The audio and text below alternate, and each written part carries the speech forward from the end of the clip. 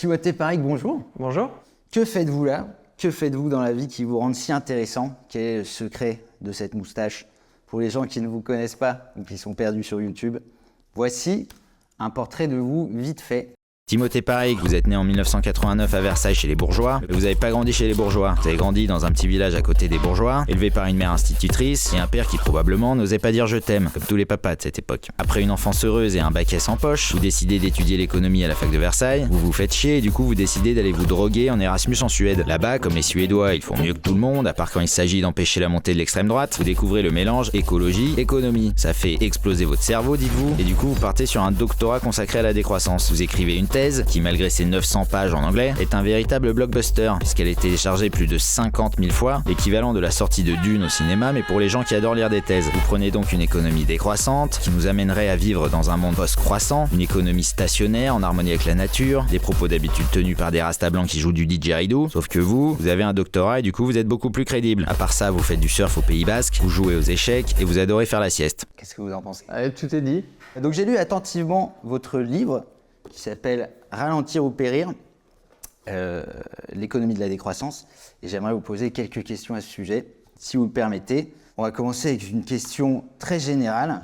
C'est quoi l'économie? On peut en donner deux définitions. Il y a la définition que j'appelle anthropologique, c'est-à-dire que l'économie, c'est l'organisation sociale du contentement. Si j'étais tout seul sur une île déserte, il n'y aurait pas d'économie. Alors qu'à partir du moment où on se retrouve en groupe, on doit prendre des décisions sur comment est-ce qu'on peut coopérer pour pouvoir produire des trucs qu'on va pouvoir utiliser pour satisfaire des besoins. Et bien sûr, l'idée de coopérer, c'est de faire des trucs ensemble qu'on n'aurait pas pu faire tout seul ou de le faire au moins plus efficacement. Donc là, cette définition anthropologique, on voit que ça inclut toutes les économies qui n'ont jamais existé dans l'histoire de notre espèce. Ensuite, il y a des définitions qui sont plus contextuelles. Donc aujourd'hui, quand je vous dis économie, les gens ils pensent pas protocole social d'organisation du contentement. Non, ils pensent produit intérieur brut, ils pensent argent, ils pensent supermarché, ils pensent entreprise. Donc aujourd'hui, quand on parle d'économie, on vient décrire la production et la consommation de marchandises qu'on va vendre sur des marchés, qu'on va échanger à travers des euros. Donc moi j'utilise souvent l'analogie de l'iceberg. Ça c'est la partie immergée de l'iceberg. Émergée, immergée. La différence entre les deux, je l'ai oublié. La partie qui est en dehors de l'eau, alors que la partie qui est à l'intérieur de l'eau, une économie parfois non monétaire, une économie qui peut être sociale, une économie écologique, c'est aussi des protocoles de contentement, mais souvent, malheureusement, celle-là, on n'en parle pas quand on parle d'économie. Vous dites qu'une économie saine doit cocher trois cases, satisfaire les besoins d'aujourd'hui, ne pas compromettre les besoins futurs et ne pas s'effondrer à la moindre crise. Est-ce que notre économie actuelle coche ces trois cases?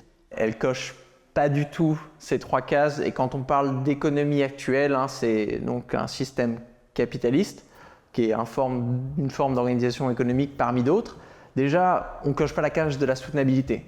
Ça, on le sait, quand on mesure l'empreinte écologique, c'est-à-dire un petit peu les pressions sur l'environnement que va générer toute une économie, et qu'on compare ça avec ce qu'on appelle la biocapacité, c'est-à-dire ce que peuvent fournir les écosystèmes sans se dégrader, là on voit qu'on a une grosse inadéquation. En gros, on prend beaucoup trop de ressources vis-à-vis de la capacité des écosystèmes à en générer de manière soutenable. Donc là, on n'a pas le check. En plus, on extrait énormément de ressources pour produire des trucs, mais on rejette aussi énormément de déchets, ce qui vient détériorer les écosystèmes encore plus vite. Donc on n'a pas ce check de la soutenabilité.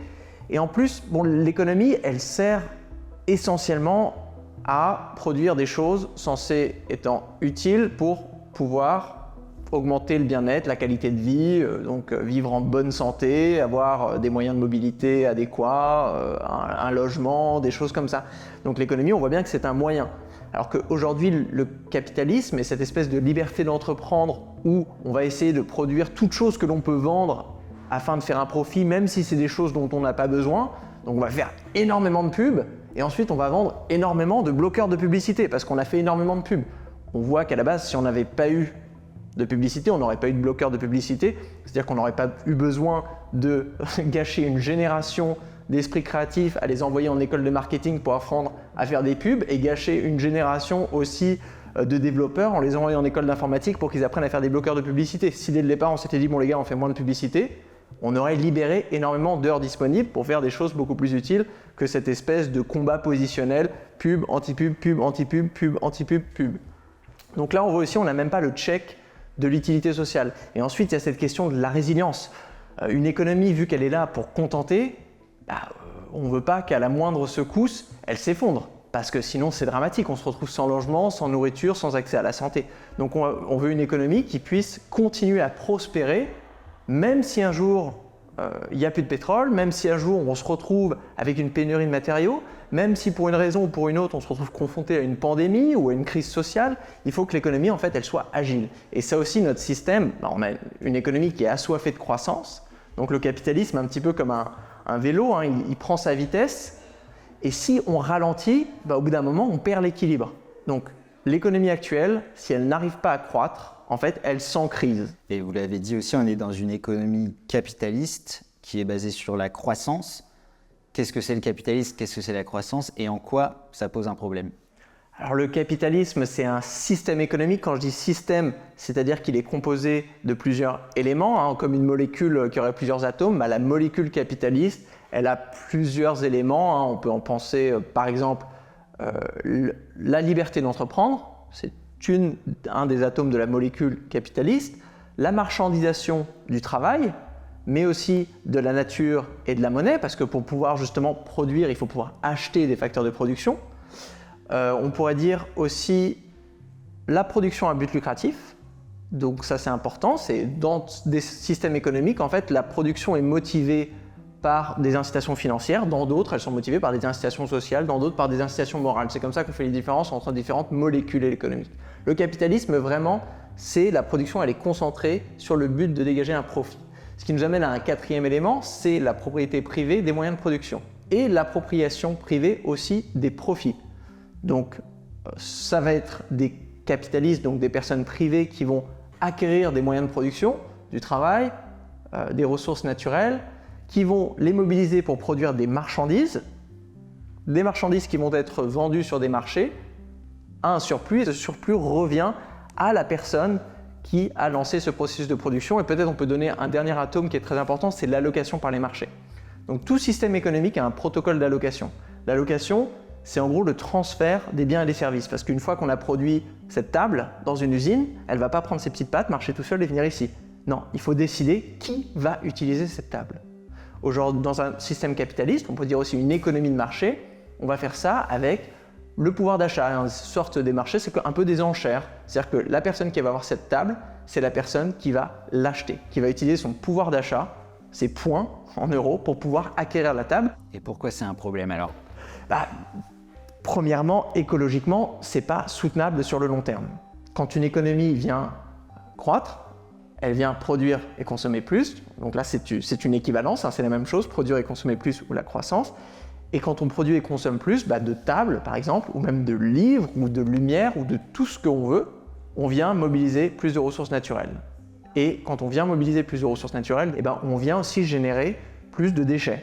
Des déchets solides, liquides, des émissions. Et le problème, c'est qu'aujourd'hui, déjà on est en surchauffe écologique dans des pays comme la France, c'est le cas de tous les pays au revenu, c'est-à-dire qu'on a déjà un petit peu dilapidé notre patrimoine écologique au fil des 50 dernières années.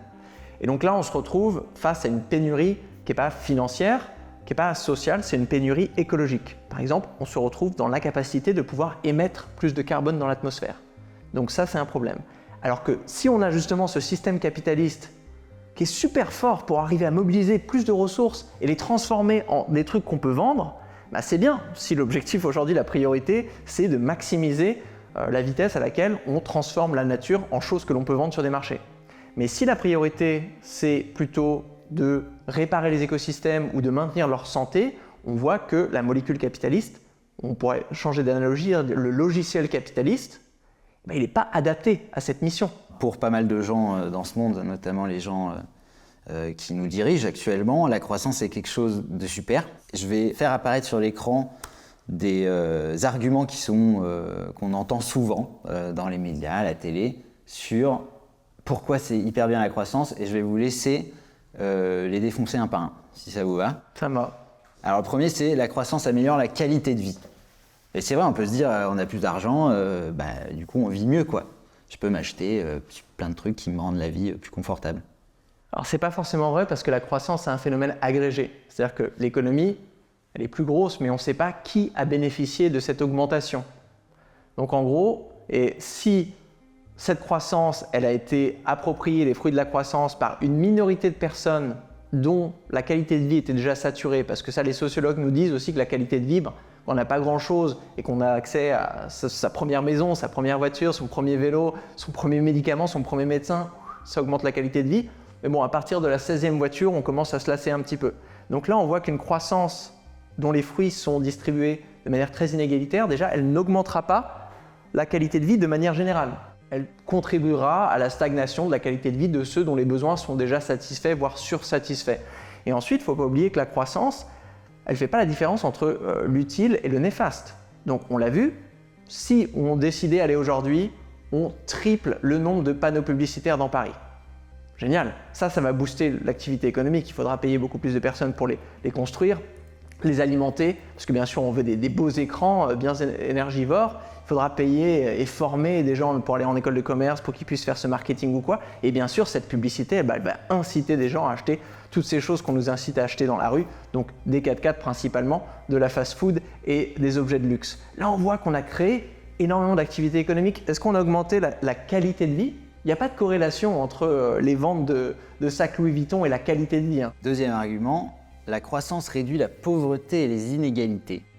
En fait, ce que Thomas Piketty a montré dans ses recherches, c'est, encore une fois, les gens ne s'enrichissent pas à la même vitesse. Donc si la vitesse à laquelle les gens qui possèdent déjà un patrimoine s'enrichissent plus vite que les personnes qui ne possèdent pas de patrimoine, eh ben on va avoir un effet d'enchaînement, d'aggravation des inégalités. Et donc on peut générer énormément de richesses qui vont être captées par cette minorité possédante, ce qui fait que non seulement ça va augmenter les inégalités, parce que les riches s'enrichissent plus vite que les pauvres, mais ça va aussi ne pas éradiquer la pauvreté, parce que les revenus et les salaires des gens les plus pauvres qui n'ont pas de patrimoine, eux ne vont rien recevoir. Dernier argument, s'il n'y a pas de croissance, tout le monde qui est au chômage. La croissance, c'est l'augmentation d'une année à l'autre du PIB. Mais c'est-à-dire que si on avait zéro croissance, on aurait le même PIB en 2025 qu'on a en 2024. Si toutes les personnes qui travaillent en 2024 continueraient de travailler en 2025. Donc là, on voit déjà que passer de 1% de croissance à 0% de croissance, ça ne met pas tout le monde au chômage. La deuxième chose, c'est qu'il faut prendre en compte aussi le temps de travail. De manière purement théorique, on va dire que, allez, si on décidait d'engager une transition écologique vraiment ambitieuse, de réduire les ventes de 20% en général, et bien là, on a deux choix. Soit on vire 20% des employés, parce que bien sûr, on consomme moins, il faut produire moins, soit on vire 20% des employés, et là, décroissance va rimer avec augmentation du chômage, soit on réduit la durée du temps de travail de 20%. Dans le livre, vous dénoncez le fait que dans notre société, tout ce qui n'implique pas de transactions monétaires n'est pas comptabilisé comme utile à notre économie. Par exemple, le bénévolat, l'engagement associatif ou militant, cuisiner pour ses proches, faire les courses, animer des comités de quartier, etc., etc. Toutes ces activités n'ont littéralement pas de valeur, c'est-à-dire qu'elles ne sont pas prises en compte dans le calcul du PIB, par exemple. Pourquoi est-ce que ces activités devraient avoir une valeur, selon vous ?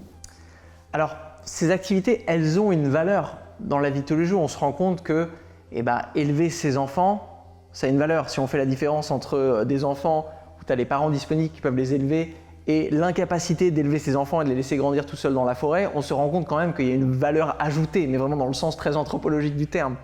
Le problème, c'est, ici on fait face à des conflits de valeurs. C'est-à-dire que moi, en tant qu'individu, je dois choisir, est-ce que je vais vendre ma force de travail pour pouvoir recevoir un salaire ? Donc je dois dispenser 24 heures d'heures par jour, il n'y en a pas plus. Donc est-ce que je fais ça ou est-ce que je décide de passer plus de temps à élever mes enfants ? Est-ce que je vais créer une valeur financière ou est-ce que je vais créer une valeur ici qui est non monétaire ? Donc on fait ces arbitrages tous les jours et de la même manière, la façon dont on s'éduque, est-ce que je vais faire une école d'art ou une école de commerce, on prend déjà des choix spécifiques, le nombre d'heures où on travaille. Le problème aujourd'hui, c'est qu'on a l'hégémonie des valeurs financières sur toutes les autres. C'est-à-dire que moi, par exemple, quand j'ai terminé ma thèse, en bon économiste, si je veux maximiser le plein emploi, il faut que je prenne le premier emploi disponible. Trouver un poste universitaire, ça prend du temps. Là, je vais perdre au moins 2, 3, 4 mois. Alors que McDonald's recrutait à l'époque. J'aurais pu aller directement. Mais j'ai décidé plutôt de prendre un peu de temps pour écrire un livre. Comme ça, tout seul, tranquille, chez moi. Là, on voit aussi que j'ai créé moins de valeur financière en écrivant ce livre. alors que j'aurais créé, même si j'avais décidé d'aller vendre des macchiatos chez McDonald's. On se rend bien compte, quand on met les choses en perspective, que c'est peut-être plus socialement utile d'essayer de créer un livre qui vient vulgariser ce que j'avais découvert pendant mon doctorat, plutôt que d'aller faire quelque chose. Mais dans le logiciel du capitalisme, si on maximise les euros, en fait, on ne regarde que cette chose-là. Vous écrivez, vous l'avez dit très bien tout à l'heure. Est-ce que je peux vous laisser lire cette magnifique citation de vous-même ? Combien de choses produisons et consommons-nous aujourd'hui alors que nous n'en avons pas vraiment besoin ? Nous produisons de la malbouffe et payons des médecins pour traiter l'obésité. Des SUV, des chaudières au fioul, des voyages en avion et des climatiseurs pour s'adapter aux canicules de plus en plus fréquentes. Le PIB est en bonne partie une agitation aveugle, stimulée aussi bien par l'essor des choses essentielles que par l'amoncellement des choses inutiles. Est-ce que vous voulez ajouter quelque chose à cette phrase ? Juste dire que l'anomalie du logiciel du PIB aujourd'hui, ou du moins l'importance qu'on lui donne, c'est qu'il ne nous permet pas de faire la différence entre l'essentiel et le superflu. Alors que c'est vraiment la fonction première de tout système économique, qui sont des systèmes politiques, parce qu'ils sont composés d'êtres humains, c'est à un moment donné de se mettre d'accord quelles sont nos priorités. On a des ressources limitées, ressources naturelles et ressources humaines, toujours. On a ces 24 heures. Tous les matins, on se lève, on a un certain nombre d'heures. Qu'est-ce qu'on veut faire ? Et pareil, on l'a vu pendant la pandémie, où il y avait ce moment un petit peu ridicule où on n'avait pas le droit d'acheter les jouets dans les supermarchés, où vous avez mis des espèces de scotch pour dire non, ça a été considéré par le gouvernement comme une dépense non essentielle. Là, on voit que toutes les communautés humaines, d'une manière ou d'une autre, avec des incitations financières, par les prix, avec de la loi, avec des incitations morales ou par les traditions, des incitations sociales, vont faire la différence entre l'essentiel et le superflu. Aujourd'hui, on est en pleine crise écologique où on se rend compte que, en fait, on utilise 300% de notre budget écologique et donc il va falloir entrer dans une phase de contraction, un grand régime macroéconomique.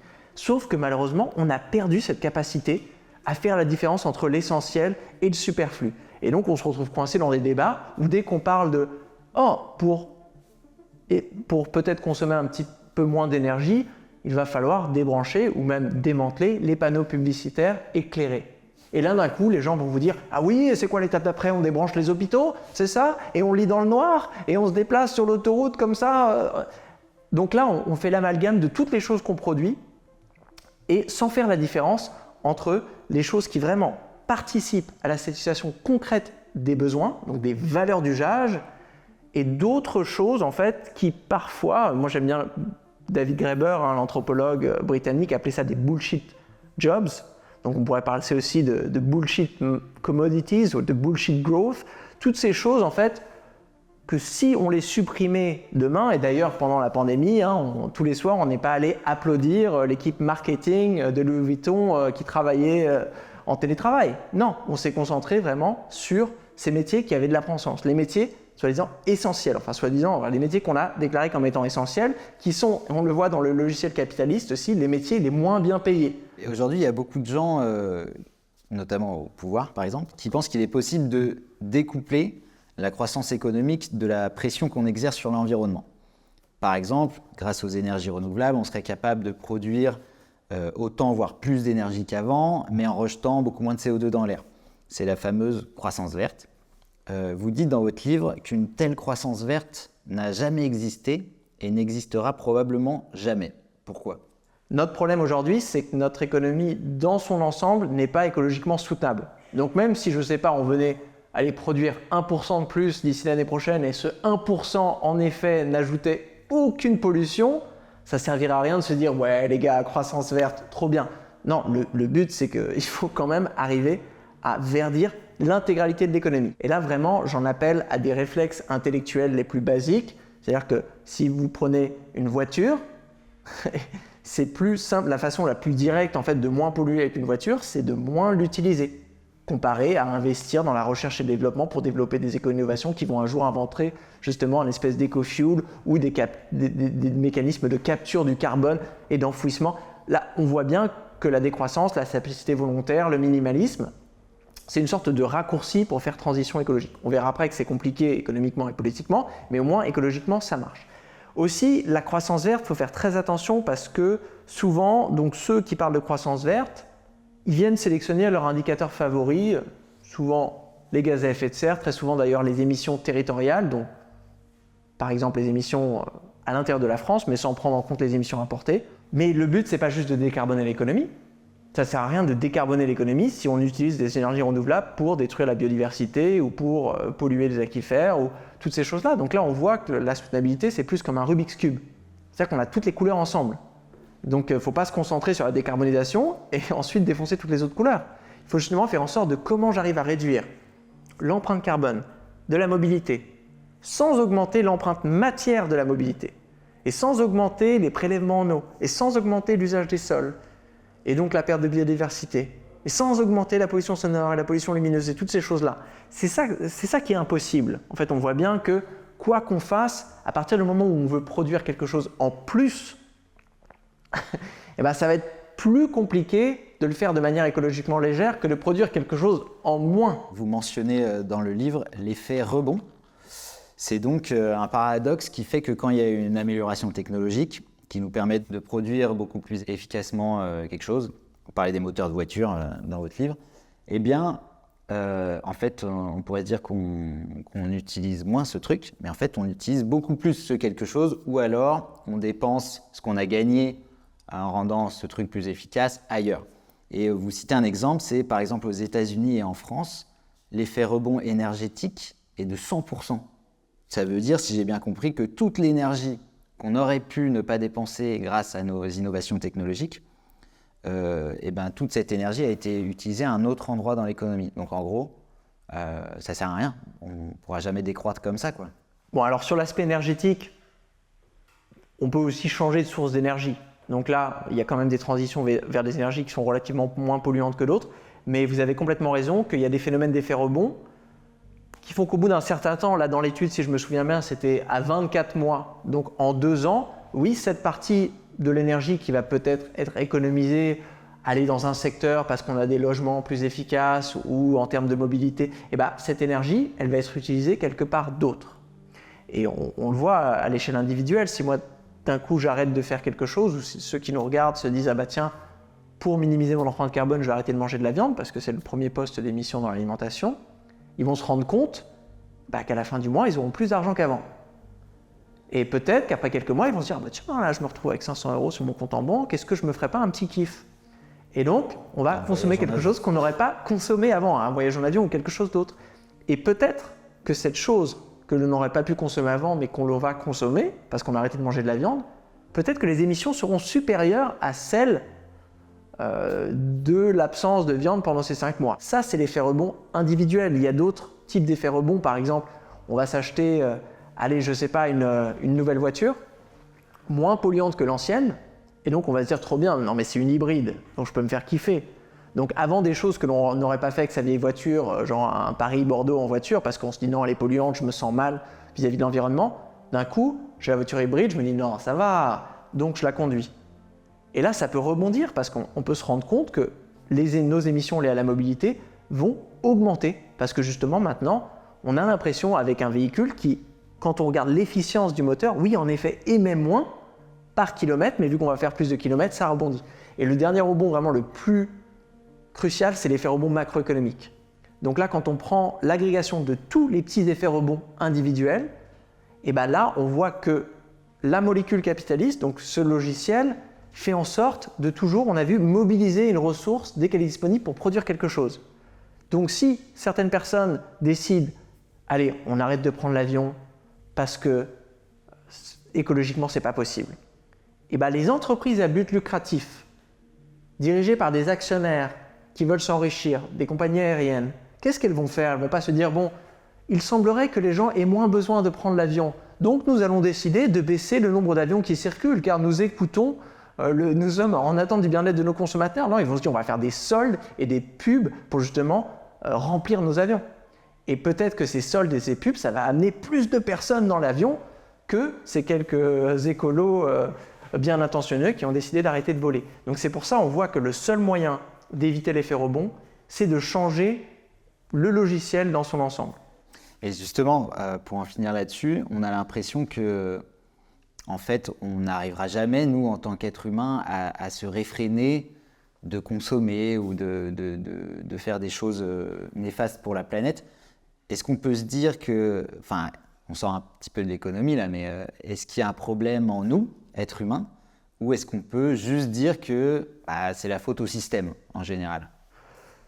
Dans les sciences sociales, c'est toujours un petit peu des deux, mais moi j'ai quand même l'impression qu'aujourd'hui, on fait face, on est dans une économie, dans un mode de comportement économique assez concret. Par exemple, on part en vacances avec nos amis. On part en vacances, on fait un pique-nique, chacun amène des trucs. Bon, qui va se jeter sur le buffet, manger l'intégralité de tout ce que les autres ont amené, sans avoir rien amené et se dire « Ah, trop bien ». Socialement, personne ne le ferait. Enfin, je veux dire, ça c'est même, je pense que c'est beaucoup plus proche de la nature humaine. On a ce sens de l'empathie, de la sympathie. On est des animaux sociaux, donc on aime bien quand même que nos amis nous aiment bien, toute cette chose-là. On est en recherche d'amour social constamment, donc on va faire en sorte de se comporter d'une certaine manière. Ça, on le fait depuis extrêmement longtemps. Alors que justement, cet esprit prédateur de se dire non, moi, chaque action, je vais essayer de maximiser le gain personnel que je peux approprier pour moi. C'est ça qui est assez récent, ça paraît justement assez niche aujourd'hui. Si vous faites la liste de tous les comportements que vous avez dans la journée du matin, où vous préparez le petit-déj pour vos enfants ou quand vous appelez vos amis, c'est une minorité des choses peut-être que vous allez faire au travail, où là vous avez cette mentalité acquisitive et lucrative, mais ça reste noyé en fait dans un océan de modes de pensée social, empathique, altruiste. Donc moi je pense plutôt que c'est une structure particulière qui vient inciter des comportements qu'on n'aurait pas idée d'avoir si on était justement dans une économie où on n'avait pas ces espèces de stimulation, par exemple la publicité. Je pense pas, imaginons sans publicité, je pense pas qu'un jour des gens se soient dit à Paris, il me faut un 4x4. Non, parce que hier, avec ma Twingo, là j'arrivais pas trop à passer le trottoir, donc je me dis, il me faut une voiture qui soit 1 mètre plus haute. Ça, c'était un vrai besoin essentiel. Donc ils ont lancé une petite cagnotte pour vraiment inventer. Non, pas du tout. L'émergence des SUV, et ça a très bien été détaillé par des gens qui étudient le marketing, a été alimentée par des dépenses publicitaires énormes. Après, les SUV dans Paris, c'est pratique pour rouler sur tous les SDF qu'il y a dehors. Oui, et les cyclistes. Ouais, les cyclistes. Il y en a de plus en plus, c'est un fléau. Ils font chier tout le monde, quoi. C'est vraiment terrible. Et on a vu toutes les absurdités de notre système économique actuel, et toutes ces absurdités ont poussé un certain nombre de personnes, dont vous, à prôner la décroissance. Tout simplement, la décroissance, qu'est-ce que c'est? Alors, c'est une réduction de la production et de la consommation pour alléger l'empreinte écologique, planifiée démocratiquement dans un esprit de justice sociale et dans le souci du bien-être. Donc là, on peut voir que j'ai bien travaillé ma définition. C'est une définition que j'ai construite justement pour le livre, pour avoir une belle définition de dictionnaire. Et déjà, quand on la décrit comme ça, on voit que la décroissance, elle a un aspect factuel, c'est produire et consommer moins. Donc là, c'est, on va dire, un paradigme ou une mentalité où on va chercher à faire transition écologique avec cette idée d'un minimalisme structurel. Donc se dire, ah bah tiens, qu'est-ce que je peux arrêter de produire et de consommer pour justement baisser mon empreinte écologique. Donc on voit aussi que c'est une approche qui est tout à fait compatible avec une approche qui va viser à se dire, tiens, comment est-ce que j'arrive à améliorer l'efficience de ce que je produis, comment j'arrive à mieux partager les choses que j'ai déjà, à mieux satisfaire des besoins avec toutes ces choses qu'on a déjà produites dans le passé. Donc là, on voit, on n'a pas à choisir un paradigme. La décroissance, on va dire que ça ajoute une étape, un petit peu comme c'est Minority Report, le film avec Tom Cruise, là où il arrive à résoudre les crimes avant qu'ils se passent. En fait, la décroissance, elle vise à éviter une pollution avant même que cette pollution se passe. Je simplifie un besoin, se dire « Ah, peut-être que je n'ai pas besoin de SUV, donc je n'ai pas à produire de SUV, donc je n'ai pas à extraire des minéraux, donc je n'ai pas à émettre des gaz à effet de serre. » Boum, problème résolu. Aujourd'hui, on est dans une culture croissanciste où on a complètement oublié que la croissance n'était pas le progrès. Et donc, quand je dis décroissance, les gens disent « Ah, ils prônent la décroissance, comme si c'était un acte révolutionnaire. » Moi, je la vois de manière assez pragmatique. Oui, aujourd'hui, c'est vrai que la décroissance, c'est une pilule rouge.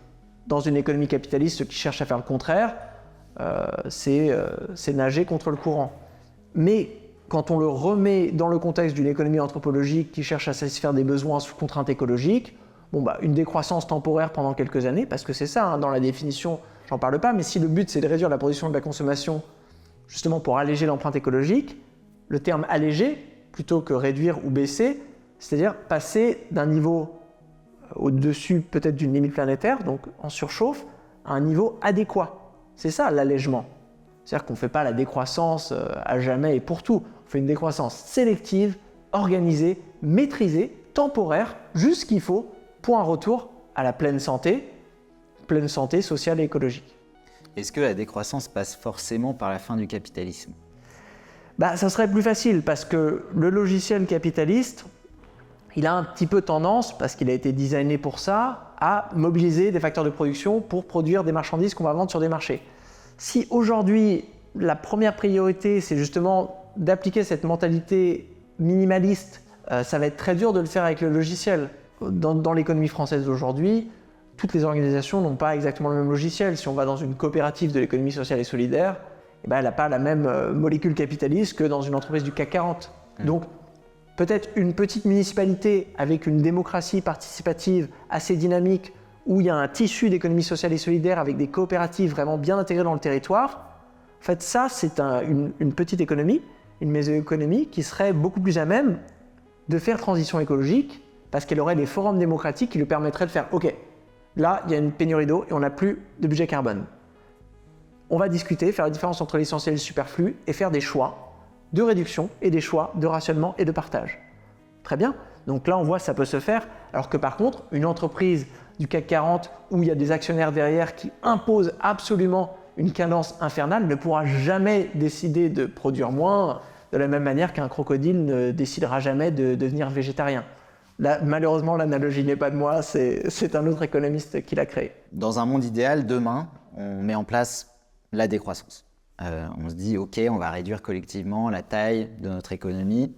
Comment est-ce qu'on procède très concrètement, étape par étape ? Si je devais délimiter 3 chantiers, le premier, désamorcer les incitations à produire et à consommer plus.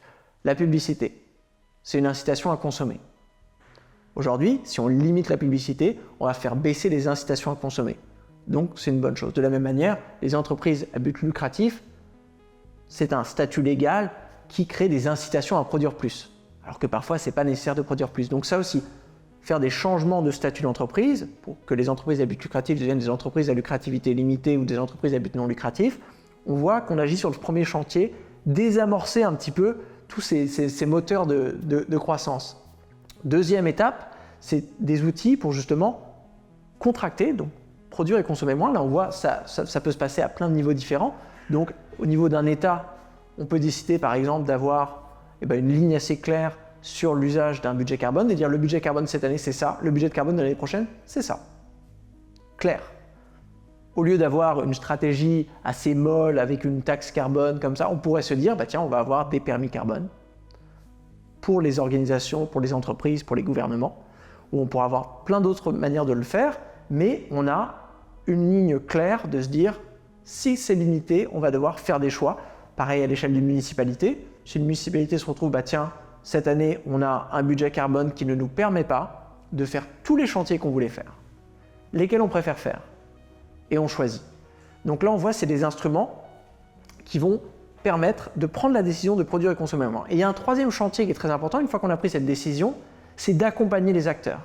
Parce que peut-être, quand on a décidé de faire voler moins d'avions et d'annuler la construction et l'extension des aéroports et de fermer des lignes nationales, ça va impacter des gens qui prenaient l'avion et des gens qui travaillaient dans le secteur de l'aviation. Donc là, il va falloir mettre en place des filets de sécurité pour que des personnes ne se retrouvent pas sans revenus et sans capacité de satisfaire les besoins, pour que des personnes ne se retrouvent pas avec des besoins de mobilité qui ne puissent pas être satisfaits. Donc là, on travaille sur des alternatives, on travaille aussi sur des questions de partage, de maintien des salaires, de réduction de temps de travail comme on en a parlé avant. Donc là, moi, c'est ma manière en fait de diviser en 3 chantiers, mais on voit bien que ces 3 chantiers ils sont différents à l'échelle d'un gouvernement, d'une biorégion, d'une municipalité, d'une entreprise, ou même d'une organisation, ou même d'un ménage. Donc il n'y a pas de mode d'emploi de la décroissance à l'échelle d'un pays, mais il existe des propositions emblématiques autour de la décroissance. Je vais en citer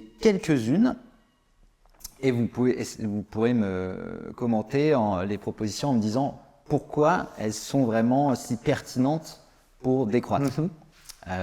Supprimer la publicité, Vous l'avez dit plein de fois, mais peut-être que vous voulez dire encore un petit mot dessus. Pourquoi c'est La si important? publicité crée des besoins artificiels. Donc si on veut simplifier nos besoins, on annule la publicité, comme ça on peut être heureux avec ce qu'on a déjà. Superbe. Réduire le temps de travail. Pour éviter le chômage dans des entreprises et des secteurs qui vont devoir produire moins. Et aussi pour libérer des heures disponibles pour toute cette partie de l'économie associative et écologique qui n'est pas monétarisée.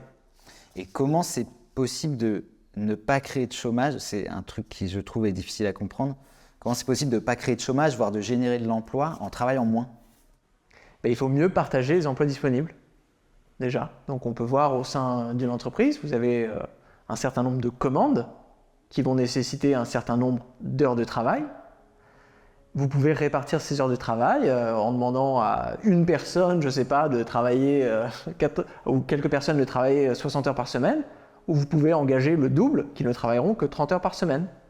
Et ensuite, on peut aussi jouer sur la productivité horaire. C'est-à-dire on peut avoir des conditions de travail ultra intenses en utilisant des machines et des infrastructures qui demandent beaucoup d'énergie, donc des esclaves énergétiques, ou on peut aussi avoir l'usage de low-tech et des technologies plus douces, ce qui fait qu'on va produire plus lentement, mais c'est-à-dire ça va mobiliser plus d'heures de travail. Et donc là, on voit pour qu'une même quantité de production, si aussi on change les moyens de production vers des low-tech plus doux, on voit que ça, justement, ça génère du travail. L'emploi en lui-même, en fait, n'est dépendant que de ce qu'on décide de produire, des moyens de production qu'on choisit pour ce faire, et aussi de l'organisation politique du travail, qui va faire quoi, qui contribue. Donc c'est sur ces trois facteurs qu'il va falloir jouer. Et la réduction du temps de travail, c'est vrai qu'elle a un double objectif, parce que moi, en tant qu'économiste, pour moi, c'est l'objectif final. C'est le boss final de tout problème économique. À partir du moment où on arrive à réduire le temps de travail, c'est génial. Parce que, et là je pense que c'est dans notre nature humaine, on adore avoir du temps libre. Le temps libre, c'est pas forcément le temps passé à regarder des films sur Netflix sur le canapé. Le temps libre, c'est un temps autonome, où je décide. Ça peut être, tiens, moi j'ai envie de, je sais pas, lancer une nouvelle entreprise, j'ai envie d'organiser une chorale dans mon village, j'ai envie de passer plus de temps avec mes enfants, j'ai envie d'écrire un livre sur la décroissance, j'ai envie de réécrire la page Wikipédia de la décroissance, j'ai envie de faire plein de trucs. Et ce temps libre, à partir du moment où on arrive à avoir un système économique qui est parcimonieux, c'est-à-dire que d'année en année, on arrive à satisfaire nos besoins avec de moins en moins de temps de travail, c'est trop bien. Autre proposition emblématique, allonger la garantie des produits. Oui, alors ça c'est complètement bateau. Si on doit remplacer, je sais pas, un téléphone tous les 2 ans au lieu de le remplacer tous les 4 ans, il va falloir doubler le nombre de téléphones qu'on produit. Donc une très bonne manière d'extraire moins de ressources et de polluer moins, c'est de maximiser vraiment le bien-être, l'utilité qu'on peut faire ressortir des biens que l'on a déjà. Interdire les pesticides, qu'est-ce que ça a à voir avec la décroissance? L'usage des pesticides, parmi d'autres actions, vient dégrader la biodiversité. Donc ça nous donne un boost de productivité, peut-être, sur le court terme, mais sur le très long terme, ça vient éroder notre capacité à faire pousser de la nourriture et à faire toutes ces choses que la biodiversité nous aide à faire dans la vie de tous les jours. Donc, interdire les pesticides, c'est un petit peu, dans une mentalité d'économie écologique, une manière d'avoir une économie qui puisse fonctionner sur le très long terme sans scier la branche sur laquelle elle est assise. Annuler certaines dettes.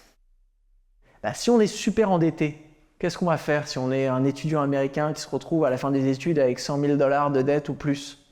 On ne va pas décider d'écrire un livre sur la décroissance. Non, on va aller bosser. Et on ne va pas aller bosser chez ceux qui offrent à bas salaire. Non, on va aller bosser dans des banques, dans des entreprises pétrolières, dans des fabricants de voitures, parce que c'est eux qui payent beaucoup. Donc là, on voit que le fardeau de la dette, il va orienter les individus à faire des choix qui, aujourd'hui, vont dans le contresens de la transition écologique. Et petite dernière proposition, imposer la non-lucrativité pour les secteurs stratégiques de type éducation, recherche et santé. Ouais, ça c'est vraiment la base et certains pays le font. Moi je parle toujours de la ville de Vienne en Autriche où l'intégralité de l'immobilier, du logement a des contraintes de non-lucrativité.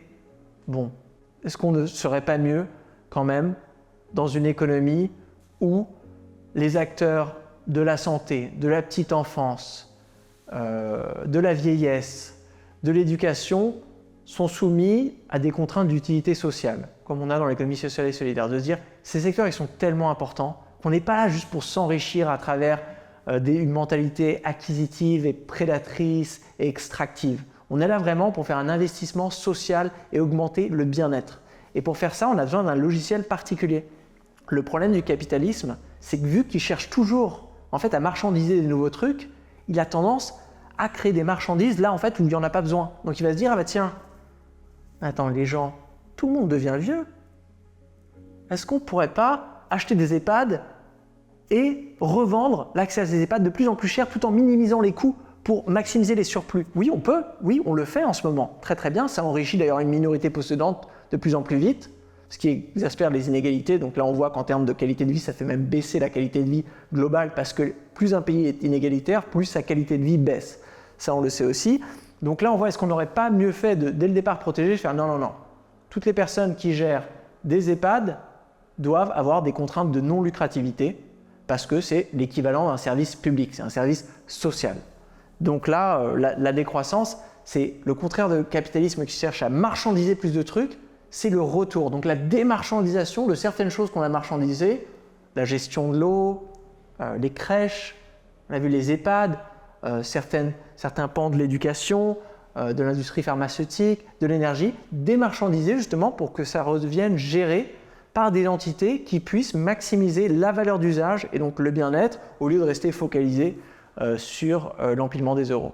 Parmi les valeurs communément associées à la décroissance, il y a la coopération plutôt que la compétition, le partage, la sollicitude, la convivialité, l'autonomie, des valeurs qui, j'ai l'impression, sont très belles, mais ne nous correspondent pas trop en réalité, nous les humains, être égoïstes, compétiteurs au désir insatiable. Qu'en pensez-vous ? Je ne suis pas d'accord, vraiment, et en tant que scientifique du social et de ce que j'ai vu en sociologie, et en anthropologie, même en philosophie, je pense qu'il y a vraiment d'amples preuves que les humains sont capables de tout et que il n'y a pas une nature humaine qui soit égoïste ou altruiste. Bon, il y a une autre chose que disait David Graeber qui m'a beaucoup inspiré, c'est que la première expérience qu'on fait en tant qu'être humain, c'est de naître dans la dette, naître dans le don. C'est-à-dire qu'on arrive sur Terre, on n'a que dalle. Et on se fait élever par des gens qui le font de manière désintéressée. C'est pas, t'accumules pas une dette et quand tu as 18 ans, tu dois donner un demi-million d'euros à tes parents pour rembourser ton éducation. Non, ces personnes t'élèvent de manière complètement gratuite. Donc notre première expérience, avant même de savoir ce que c'est que l'argent, ce que c'est que les marchés, ce que c'est que l'équivalence de l'échange, je te donne ça, tu me donnes ça, non, on apprend que les êtres humains s'organisent à travers le don. Je t'aime bien, donc je te donne des choses, donc je t'aide.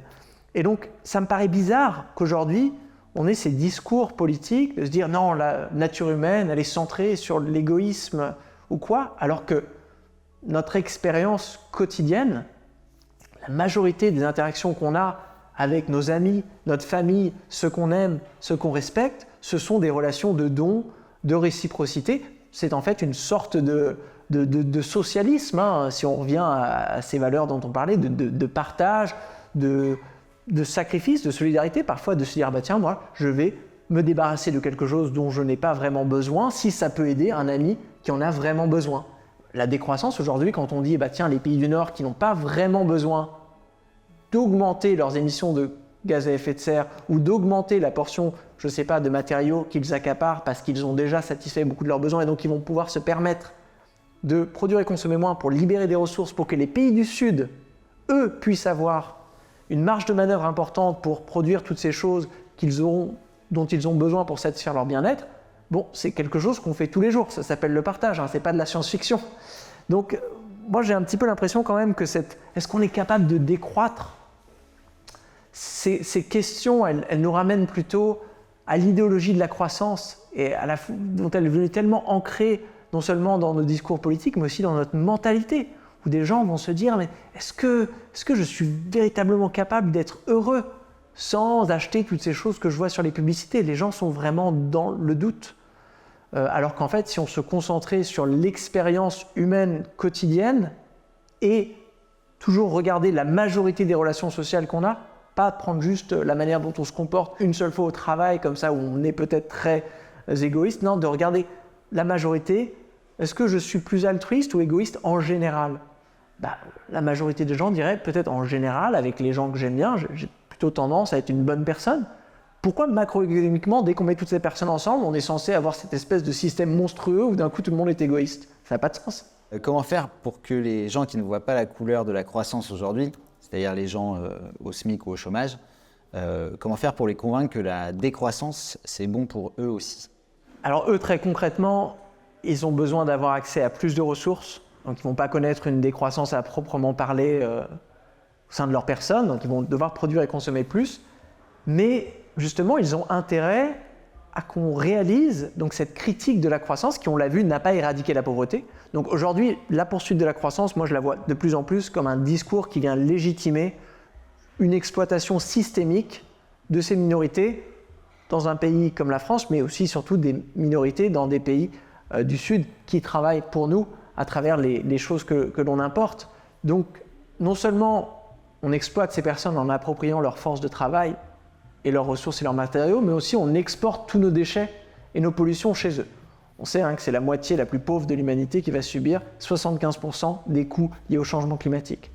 Donc, cette majorité, en fait, qui subit aujourd'hui, si on leur dit, bon, déjà, la décroissance, c'est une manière d'arrêter le tabassage écologique.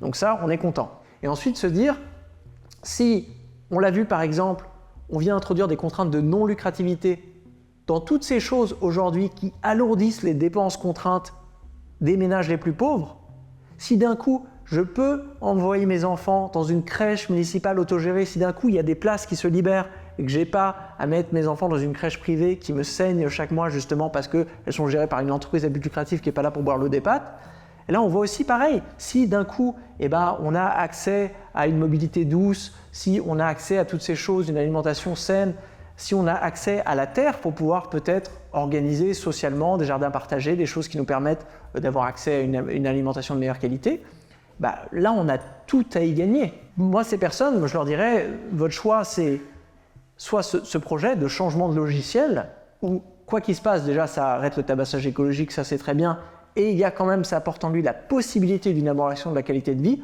soit on choisit en fait de continuer ce qu'on fait depuis des décennies, c'est-à-dire cette croissance qui, je le répète, ne réduit pas les inégalités et n'éradique pas la pauvreté.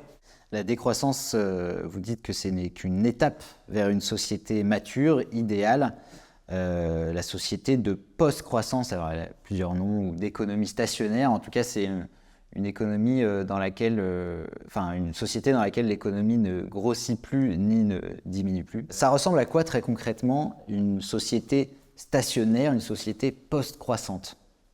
Cette société de la post-croissance, il faudrait à chaque niveau se dire, tiens, au lieu d'avoir une mentalité extractiviste, on aurait peut-être une notion d'harmonie avec le vivant. Donc ça, il y aurait des droits de la nature importants, peut-être même un droit constitutionnel de l'environnement, où les forêts, les zones humides, les montagnes, les espèces animales seraient protégées par le droit. En termes de productivisme, on aurait abandonné cette espèce d'entreprise à but lucratif qui cherche juste à vendre plus, pour avoir une production socialement utile. Donc on aurait des coopératives qui chercheraient, à travers des mécanismes démocratiques, d'identifier vraiment les choses, les besoins satisfaits et les meilleures manières de le satisfaire. De la même manière, dès qu'on va au supermarché, je ne sais pas si vous avez regardé, il y a des caisses pour les personnes à mobilité réduite et les personnes enceintes. Pourquoi? Ça, c'est un système, un protocole de rationnement d'une ressource rare, qui est l'accès à une caisse pour pouvoir payer ces choses-là. Là, c'est pareil, il va falloir se mettre d'accord sur des règles d'allocation qui vont au-delà de l'aspect un petit peu bébête, j'ai de la thune, je passe devant les autres.